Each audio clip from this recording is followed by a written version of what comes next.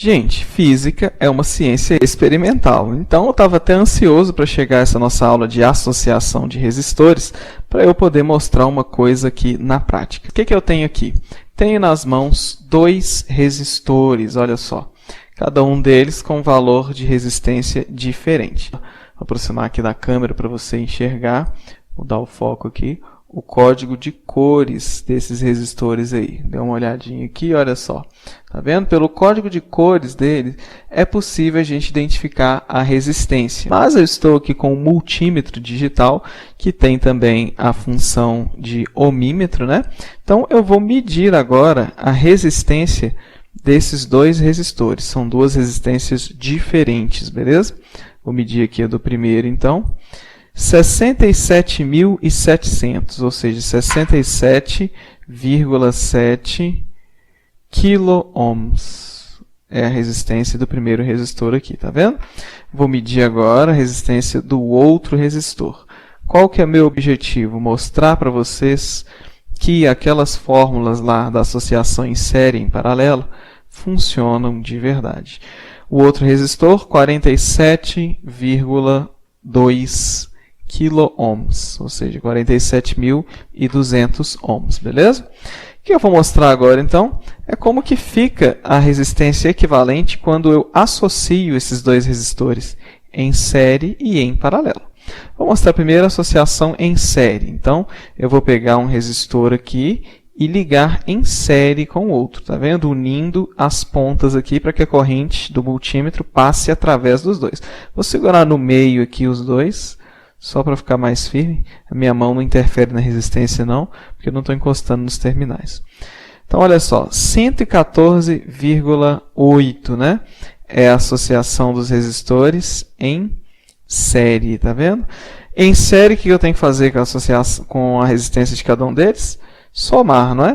Então, vou somar aqui, ó, 67,7 mais 47,2. Quanto que vai dar? 114,9. No multímetro aqui está mostrando 114,8. Funcionou, não funcionou? Associação em série, então, a gente soma as resistências. Agora, eu vou fazer a associação em paralelo. Em paralelo, eu vou colocar um do lado do outro, né? Vou colocar assim. E vou ligar o multímetro aqui numa ponta, olha, e na outra ponta, de forma que eles fiquem submetidos à mesma diferença potencial, né? E as correntes que passam por eles vão ser diferentes. Então, vê aí se dá para enxergar a associação em paralelo, tá vendo? Mesma diferença potencial, correntes diferentes. Vamos ver quanto que deu a resistência equivalente nesse caso. Aqui está mostrando 27,8. Como que é mesmo a resistência equivalente da associação em paralelo? A gente tem que dividir o produto das duas, né? Então, vou multiplicar 67,7 vezes 47,2, uma vezes a outra, dividido pela soma. 67,7 mais 47,2. Produto dividido pela soma. Quanto que deu? 27,8. Tá vendo aí na calculadora? 27,8. Quanto está no multímetro? 27,8. Então, na série, associação em série, você soma. Na associação em paralelo, você divide o produto pela soma. Física na prática. Exercícios teóricos, questões, eu vou colocar lá no nosso canal, né? E nas matérias que vierem aí pela frente também, vou mostrar bastante coisa prática, porque física é experimental, a gente aprende assim, né? Um exemplo interessante também seria de um argumento, de um silogismo, que tivesse todas as proposições falsas e mesmo assim fosse válido. Olha comigo aí. Por exemplo, premissa maior. Tudo que é vermelho é pequeno. Premissa menor. O céu é vermelho. Conclusão. O céu é pequeno. Observa que esse argumento é válido. Tudo que é vermelho é pequeno. O céu é vermelho. Ora, então o céu é pequeno. Mas essas proposições são todas falsas, né? Tudo que é vermelho é pequeno? Não. O céu é vermelho? Não. O céu é pequeno? Não. Observa que mesmo as três proposições sendo falsas, Mesmo assim, o argumento é válido por causa da estrutura, um silogismo completamente válido, ok? Agora uma questão da FUMARC, que caiu na prova da Copasa do ano passado. Nos 4 triângulos a seguir, o número situado no interior de cada um deles é obtido através de uma mesma sequência de operações matemáticas. Está aí a figura. Ele pergunta, nessas condições, é correto afirmar que os valores de x, y e z são respectivamente iguais a... Pessoal, ele já falou que são sequências de operações matemáticas. Então, você tem que olhar para esses números aqui e buscar que operações são essas. Eu vi aqui um 5, vi um 8, um 4 e um 10. Por costume, eu já bati o olho nesses números aqui e vi 5 vezes 8 é 40. E tem um 10, tem um 4. 40 dividido por 4 dá 10. Você conseguiria ver esse tipo de coisa estando acostumado com múltiplos e divisores, que nós ainda vamos falar nas nossas aulas aqui de matemática. Então, quais operações estão sendo feitas? Ele pega o 5, multiplica pelo 8, divide pelo 4 e o resultado é igual a 10. Então, olha, está pegando aqui, multiplicando por esse e dividindo por esse. Então, ele vai fazer isso em todos os triângulos. Se eu não tivesse o primeiro, eu não saberia qual a regra, e eu também não tenho como confirmar se é essa regra mesmo, né? Eu vou ter que testar aqui se é isso com os outros triângulos e ver se bate com alguma alternativa, tá vendo? Algumas vezes você consegue testar a regra, mas aqui eu tinha um único triângulo, só esse daqui que tem todos os números, né? Os outros todos têm alguma letra para eu achar, então eu só consigo ver a regra pelo primeiro. Com os outros eu vou testar e ver se tem alternativa. Vamos lá. 4 vezes 9, 36. Divide por 12, dá 3. Então o y tem que ser 3. Deixei aqui anotado do lado, 3. 6 vezes 14, dá 84.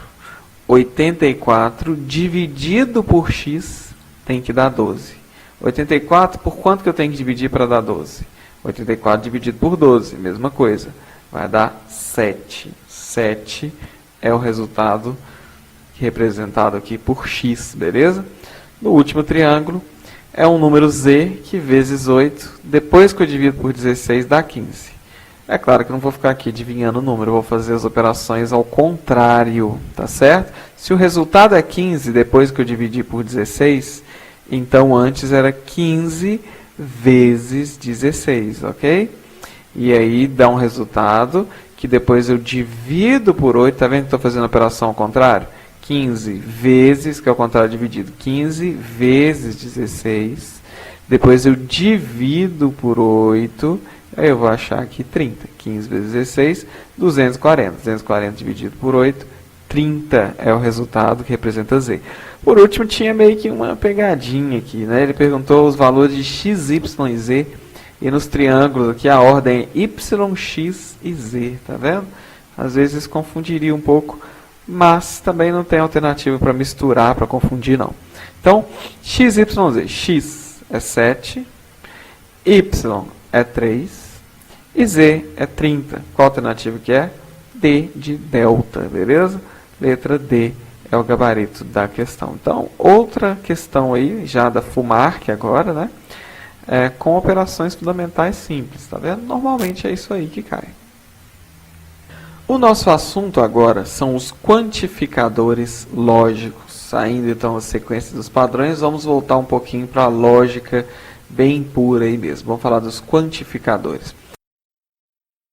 Ainda existe outro aspecto envolvendo a razão, que é o formato de uma coisa, né? Tem a ver com o que a gente chama de razão de aspecto. Isso é muito utilizado na produção de mídias, né? A gente aqui, quando vai editar um vídeo, por exemplo, tem que manter uma razão de aspecto de 16:9, que é a razão de aspecto que existe na tela widescreen. Vamos entender melhor isso aí. Acontece que os monitores antigos, você está vendo essa figura aí à esquerda, né?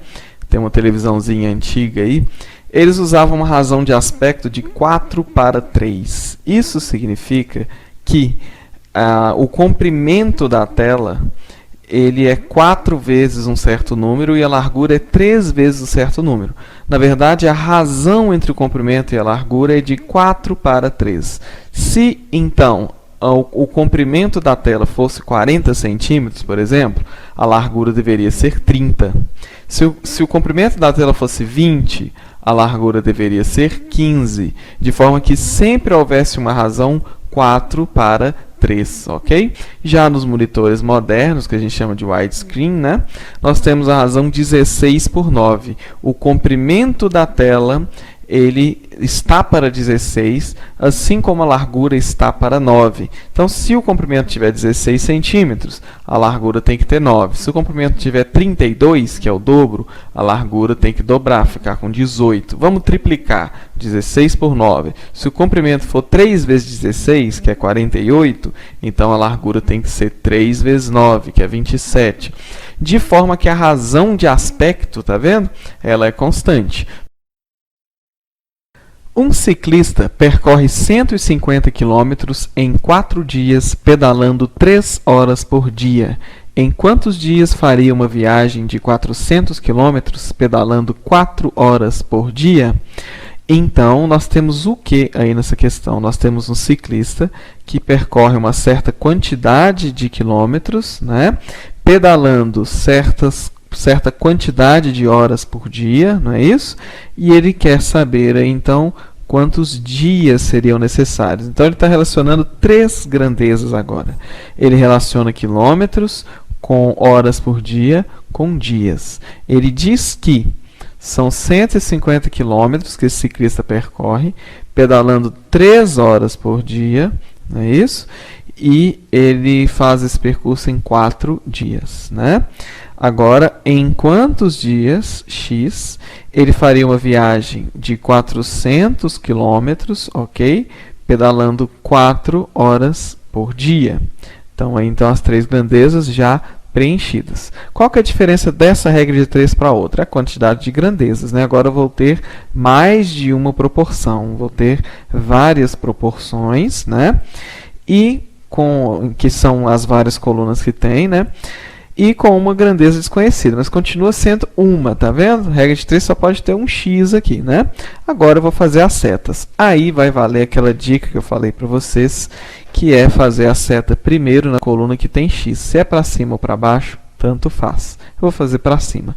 Quanto mais dias, eu tenho que comparar isso separadamente com cada uma dessas grandezas. Então, eu vou comparar primeiro quanto mais dias com a quantidade de quilômetros. Supondo, então, que as horas que ele pedala por dia são constantes. Então, é o seguinte, você segura uma das grandezas. Vou segurar isso aqui. Vamos supor que ele está pedalando a mesma quantidade de horas por dia, que isso seja invariável. Então, se eu variar a quantidade de dias, mais dias, o que acontece com os quilômetros que ele pedala? Ora, ele pedala mais, né? Quanto mais dias, maior a distância que ele anda. Essas duas aqui, então, são diretamente proporcionais. Por isso que as duas setas ficaram para cima. Agora, eu vou esquecer isso aqui e comparar os dias com as horas por dia.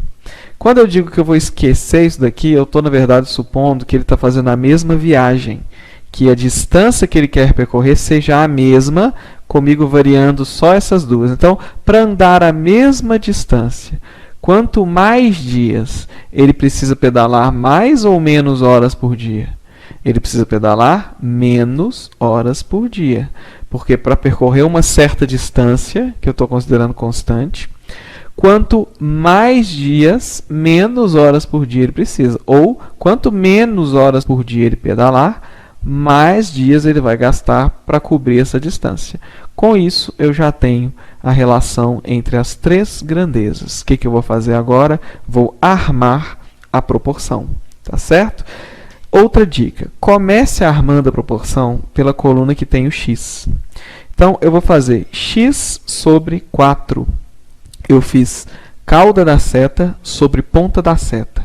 Isso é igual a cauda da seta, 400, sobre a ponta da seta, 150, vezes, você multiplica pela outra coluna, cauda da seta sobre ponta da seta.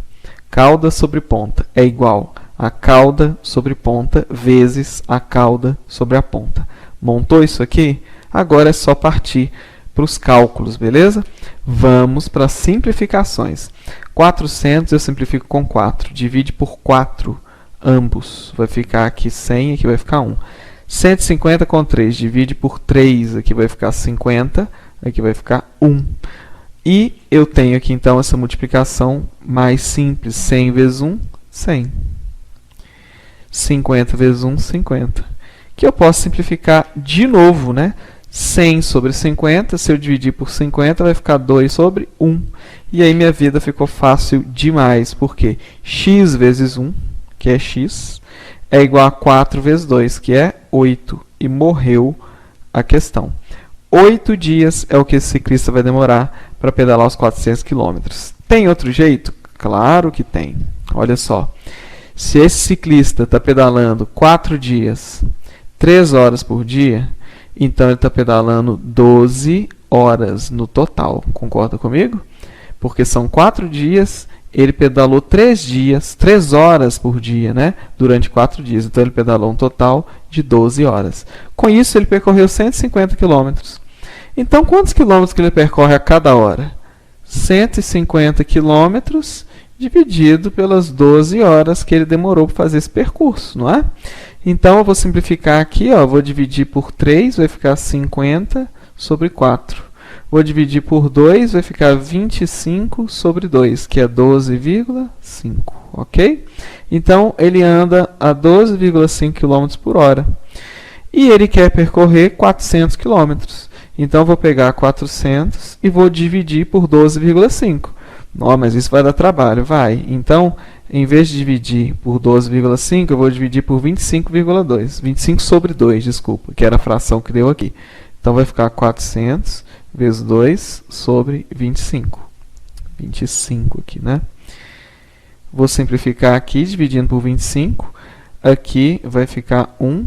E aqui, se fosse 100, ia dar 4. Como é 400, dá 16. 16 vezes 2, 32. Ele vai demorar 32 horas. Mas ele não pedala 4 horas por dia? Se ele pedala 4 horas por dia, ele vai demorar 32 horas no total? Então, tem que ser 8 dias. Olha o 8 aqui. Duas maneiras de fazer. Você pode calcular achando essa taxa aqui, né, quilômetros por hora, que é a velocidade do ciclista, e fazer essas continhas. Ou você pode fazer regra de 3 composta assim. Fica a sua escolha, o que você achar mais fácil é o que vai te economizar tempo na prova, né? Vamos para mais uma questão. Olha isso aqui. X ao quadrado menos 5x mais 6 igual a 0. Toda equação de segundo grau pode ser escrita dessa forma que está aqui, olha. Começa com x ao quadrado, depois vem o número que multiplica x, depois vem o número que não tem x, isso tudo igual a 0, beleza? Quando a equação está escrita nessa forma, igual a 0, nós dizemos que ela está na forma normal, ok?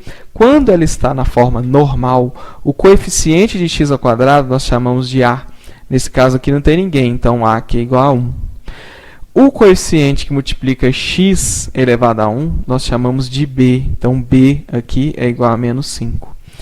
E o que não multiplica x nenhum, nós chamamos de c. Então, c aqui é igual a 6. Você tem que saber isso aqui demais, demais.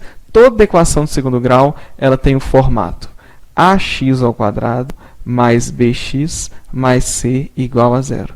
Você precisa saber identificar a, b e c. A é o coeficiente de x ao quadrado, b é o coeficiente de x e c é o coeficiente que não acompanha x nenhum. É o coeficiente sozinho, a gente chama de termo independente. Se você voltar o vídeo aí nas duas equações que eu tinha mostrado anteriormente, e você escrever as equações igual a 0, você vai perceber que na primeira que estava lá, faltava o b. b era 0, não tinha um termo que multiplicava x. O segundo exemplo que eu dei, faltava o c. c era 0, não tinha esse termo independente, só tinha x ao quadrado e x. Então, elas eram incompletas. Agora, eu tenho uma equação completa. Para resolver uma equação completa de segundo grau, nós usamos um método milenar chamado fórmula de Bhaskara. Bhaskara foi um matemático indiano que chegou nessa fórmula aí.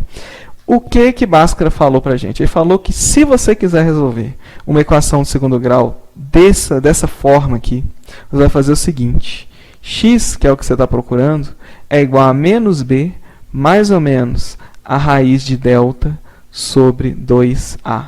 Fórmula de Bhaskara. Tem que saber isso aqui? Tem que pintar no teto do seu quarto de tinta fluorescente, para quando você dormir, você olhar para isso aqui toda noite. É sério, viu? Isso aqui vai cair na sua prova, com certeza absoluta.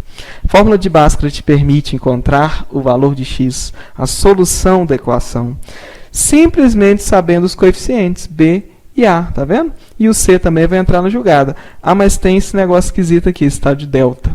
Delta é o que a gente chama de discriminante. Discriminante. Ok? Esse delta aqui, ele vai separar para você 3 casos que podem acontecer numa equação de segundo grau, que eu vou mostrar nos próximos exemplos. Dá uma olhada no PDF lá que você vai ver a tabelinha resumida com esses 3 casos. Outra aplicação dessa formulazinha P igual a VI é exatamente a transmissão de potência. Então, você tem aqui a foto de uma linha de transmissão. Olha o que acontece. Potência é igual a V vezes I. Então, você tem que transmitir uma certa potência pelos fios, pelos condutores dessa linha de transmissão, né? A CEMIG ela gera a energia elétrica lá na usina, nos geradores. Ele gera, então, uma certa potência. Eu tenho que entregar essa potência nas residências, nas unidades consumidoras.